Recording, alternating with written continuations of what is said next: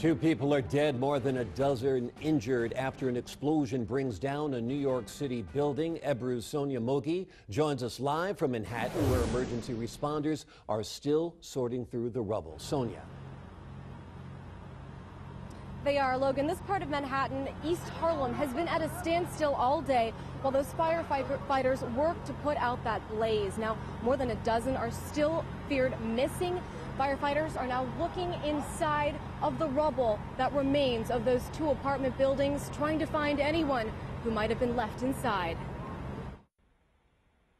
The explosion that leveled two apartment buildings within minutes was so strong that neighbors could hear it from as far as 10 blocks away. Well, I was laying in bed, tossing, turning a bit, and I heard boom. New York City Mayor Bill de Blasio told reporters that a gas leak was reported about 15 minutes before the explosion.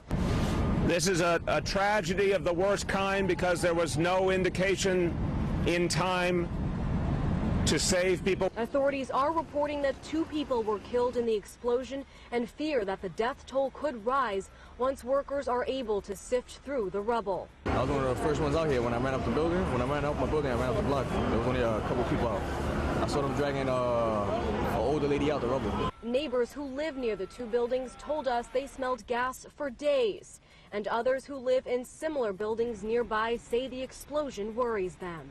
It's me concerned at the state of our gas lines and all that, if they're under repair, if they're not being taken care of. There's very poor maintenance to them sometimes. An emotional gathering of family and friends of people who live in the two buildings waited to try to connect with their loved ones.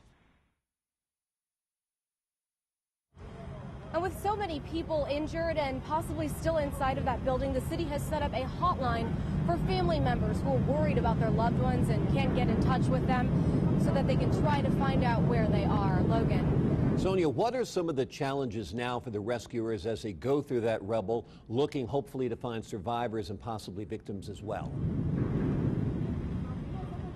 Well, Logan, I don't know if you can hear, but right above us is a commuter rail line. So there's a train that's constantly going by, which really shakes the ground quite a bit, and that can cause some instability in the rubble there, which can be very dangerous for those firefighters and rescue workers who are trying to go inside and find anyone.